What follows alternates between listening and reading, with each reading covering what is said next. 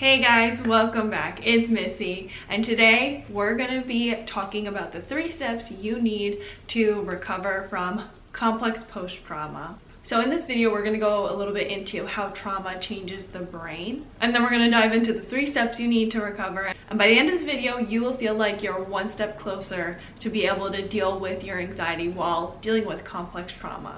But before we get into today's video, if you are new here, my name is Missy and I am a life and relationship coach. And on this channel, we get to the root of the issue and we learn how to heal and deal. So if that's your thing, go ahead and hit that subscribe button. I would love for you to be a part of the fam. And if you already are a subscriber, I appreciate you so much. And also, if you are interested in any of my coaching services, I will leave them in the link below. Let's jump into today's video. So all of us humans, our brains are wired or programmed to be a certain way. And the way we become programmed is through our experiences in life. So someone that doesn't have a lot of trauma and they generally grew up in a healthy environment, they'll be able to healthily function through life, and they'll be able to form bonds and trust, and they don't really have a lot of anxiety unless there's an actual threat, like for instance if they get bit by a shark, or if like there's an emergency situation, right? Now if you are someone that has been abused from childhood, or even you've been through an abusive relationship, or you've been through something traumatic, that alters the way your brain is now wired.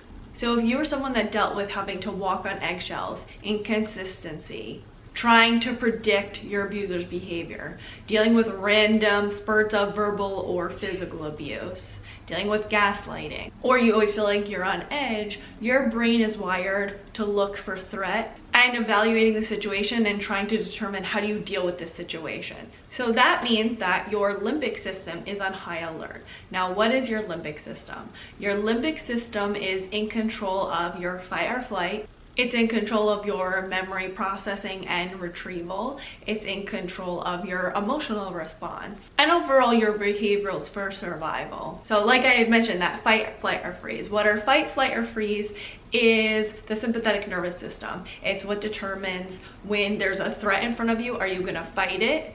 Like, are you gonna literally fight it? Are you gonna flight? Are you gonna run away? Or are you gonna freeze? Are you gonna stand still? So when you experience a threat, when you experience something traumatic, adrenaline and cortisol rush through your body, it rushes to your brain, and then it paints a picture in your memory.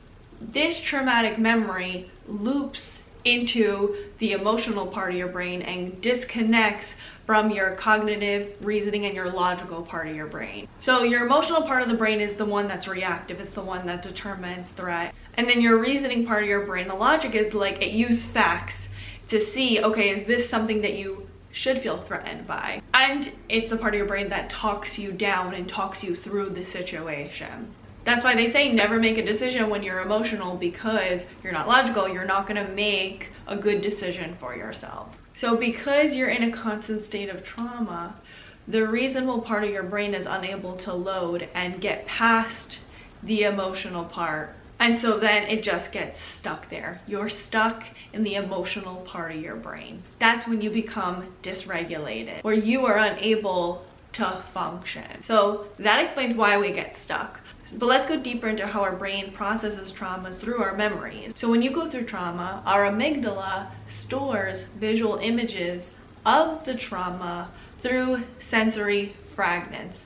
So our brains don't remember things through a story. Our memory's not through a story. It's rather through our 5 senses. And basically how our 5 senses experience the trauma at the time. Our trauma memories are stored through fragments of visual, of smells, of taste, of sound. So at the time of the trauma, if you smelled trees, then when you smell trees, you may be easily triggered. Or if at the time of your trauma, you saw bright red lights, you now will be triggered and traumatized by bright red lights. So what's fascinating, and this explains a lot, this was a huge like explosion, like I want to throw up, it was so crazy when I learned this, is that our brain now is easily triggered by sensory input that is usually normal, but we see it as dangerous. So basically your sensory fragments are misinterpreted and loose between what is normal and what is a threat. So normal circumstances are seen as dangerous. For instance, when someone raises their voice a little bit, when they get a little upset, that's normal, but you will see it as a threat and danger. You may see it as that you need to protect yourself because you're about to get hit, or you're about to deal with verbal and emotional abuse because that's what you dealt with in your trauma. It's not that that person's going to do it, but that's how your memory stored that trauma, is through that sound. Or if you see a mess, your body may go into a trauma response because you used to deal with immense abuse when there was a mess and you didn't clean it up. And to add more insult to injury,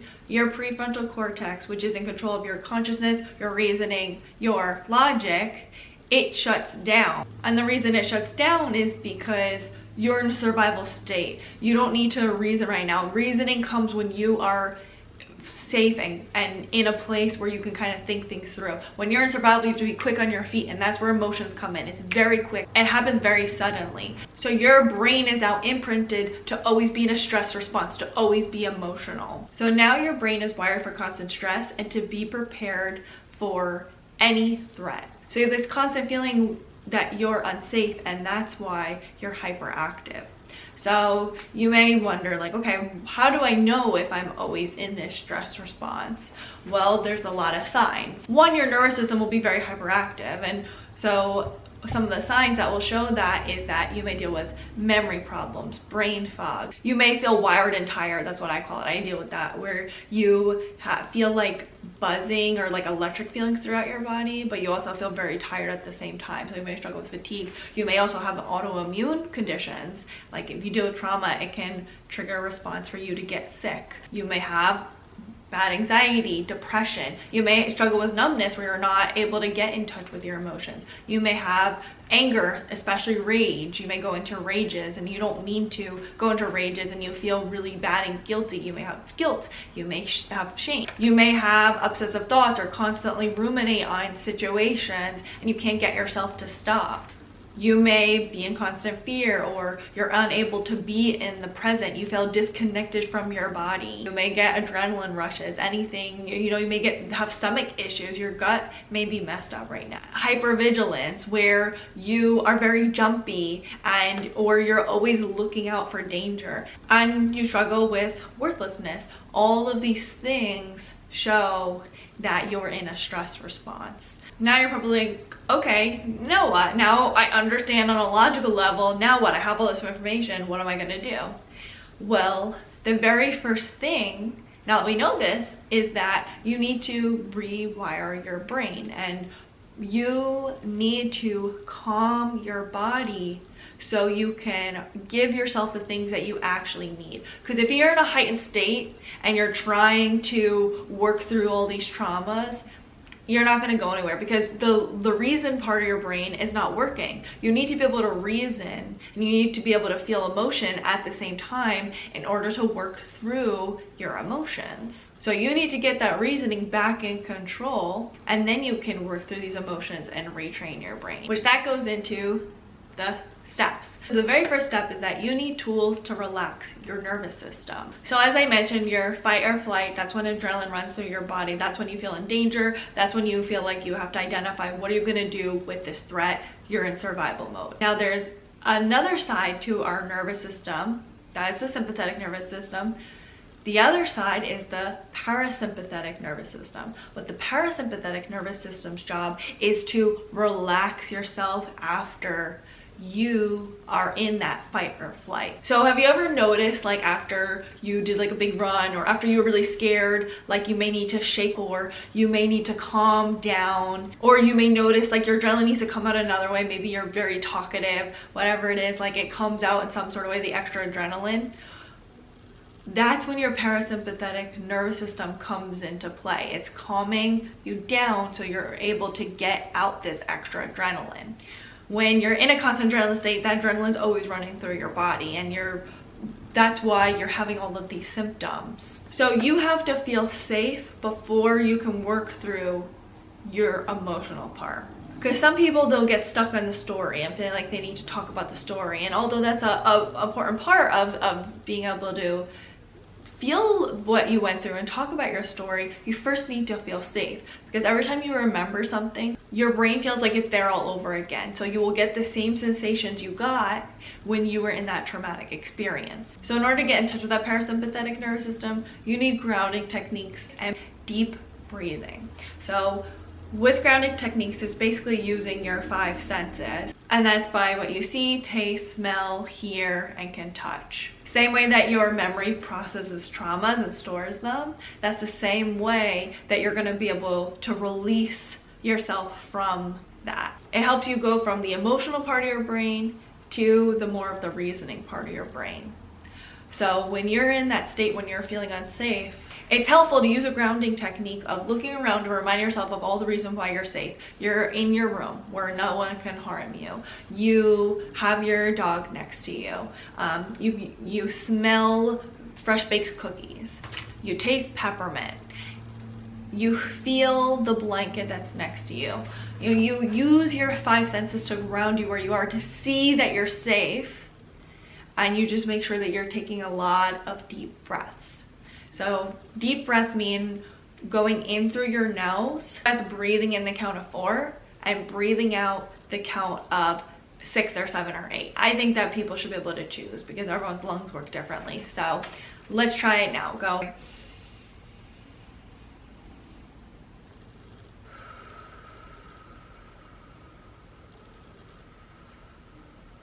So you may notice even after the first time, you feel relaxed. And you want to do that a few more times, like 4 or 5 or 6 times. That will help you see that you're safe and you are okay. And you want to do this as often as possible. You want to notice when you're feeling any of your symptoms, like maybe you're dysregulated, you're dealing with brain fog, you notice that you're feeling adrenaline, any of those times, that's a good time for you to practice breathing. And when you're doing this, something that could be really helpful when you're deep breathing is to close your eyes, because when you close your eyes, things are less stimulating. Visual things can be very stimulating. So you can genuinely relax and just be one with yourself and be able to feel the relaxation better. So then the next step is to process your emotions. So this is where the inner work comes into play. The reason why you weren't able to work through your trauma in the past and you're stuck in a trauma response is because you didn't get past the emotional response. You didn't really process your emotions at all. You were just stuck there and you are reliving this trauma over and over again anytime you're triggered. So you need to process your emotions, and that is when you'll be able to calm your heightened limbic system and be able to reason. And when it comes to understanding reasoning, reasoning is how you talk to yourself about your triggers, your trauma, and your emotional responses. So when you get out of that heightened emotional response, you'll be able to actually process your emotions. Not just getting stuck there, but be able to work through and process them. So processing emotions means being able to work through your emotions, but also be able to let go of the stories and of our subconscious beliefs. When you process your emotions, you also are processing your past beliefs, the past sensations, and any memories associated with the trauma. Once you do that, you're able to get to the core belief that is causing you to be triggered to have this trauma. Because there's always a core belief, a core story that is going on that is causing us to be stuck in that trauma. So once you get to that core belief, then you can process the trauma easier, you can rewire your brain, and then you can reconstruct the trauma. No matter what, in order to heal, you have to process your emotions. So in your journal or with your therapist, whatever, a lot of people get a lot of relief by doing it through their journal because they're writing it out rather than verbalizing it. Feel the emotions that you're experiencing. The fear, the shame, the hurt, whatever it is, feel those emotions, and then after, that's when you want to soothe yourself through that moment. That's when the compassion and the comfort come in. So what that would look like is saying, hey, that was really awful that I experienced that, and I'm sorry that you experienced that. But it's okay now. You're safe now. you are not this worthless person that they tried to make you out to be, or you don't deserve bad things to happen. It's basically feeling these emotions, but also reiterating the opposite of what you were told. But you want to be able to soothe yourself by reminding yourself, I'm safe now. I'm not that helpless child anymore. I always tell my clients, that's one of the biggest affirmations I tell my clients, is I'm safe. I'm not helpless anymore. I'm okay. Repeating this can help you work through and feel the emotion as you feel genuinely safe and you see you're not in danger like you were when you were experiencing that emotion. And if you're ever getting triggered, you can always use grounding techniques to bring yourself back to where you are. That's what helps you, so that way you don't so you're able to disassociate from being in that environment. You're here. You're not in that place anymore, but you're still trying to process these emotions. So you want to create that comforting feeling, that safe feeling. That's what's most important when you're processing through these emotions. This is where soothing and compassion is really important.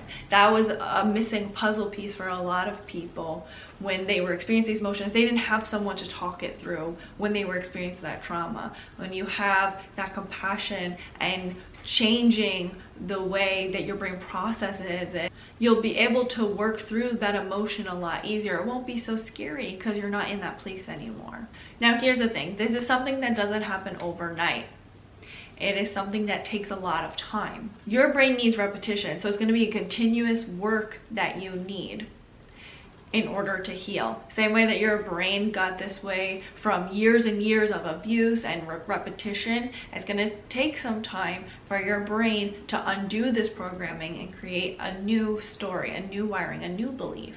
This is where a lot of the emotional work takes place. And then the third step is building yourself up. This is where more of the action part takes place, because the way to rewire your brain is through emotions and repetition, like I had mentioned. So the action part is where you build trust with yourself, where you see these things aren't a threat anymore. Like, you see if a dish falls, nothing bad's going to actually happen. You're exposing yourself to that thing and you're retraining your brain, so you're seeing, hey, it's not so scary. Your limbic system doesn't need to take over and, try to protect yourself anymore. Reminding yourself of those things and exposing yourself to those things at the same time will help, so that way you're able to be in situations that you were afraid of before. Now, that doesn't mean that you're going to go and be around abusive people. No. You'll have learned from that. But what it means is that things that are supposed to not be a threat won't be anymore, because you're taking that threat away. You're not operating from that trauma response or even that inner child anymore. So instead of living your life in fear, you'll be able to live your best life, the life you've always wanted. You'll be able to do things that maybe your fear and your anxiety and your trauma has stopped you from being able to do because of those negative beliefs that you've had in your subconscious. Now, like I mentioned, this is going to be something that's consistent. You're not going to be healed overnight. It takes a lot of work. It takes patience. It takes compassion. But it's something that is possible, because our brains are very malleable. We weren't born this way. Our brains got this way. We can undo this. Now, it's not like you're going to be a completely different person. You're still going to know you experience those things, but it won't control your life anymore. But again, remember, repetition and emotion, it has to be consistent. So what do you guys think? Leave it all in the comments below, and please don't forget to like, comment, and subscribe, and share with someone that you think may need it. Until next time, thanks for watching. Bye, guys. I'm literally like the American flag. I got the blue nails, I got the red lips, and I got the white shirt. Is it the 4th of July? No. It's Christmas, New Year's time. Tell me why I'm out of sorts. Tell me. And I got the gray to be the pole. I'm a damn American flag pole. I'm a damn American flag with the pole. And I got nail polish in my hair. Hey guys, welcome back. It's Missy. And today we're going to be talking, what are we talking about? Why does my brain always lose focus as soon as I start recording? Oh, guy right here. Like, you have a mind of your own. You gotta stay with your people.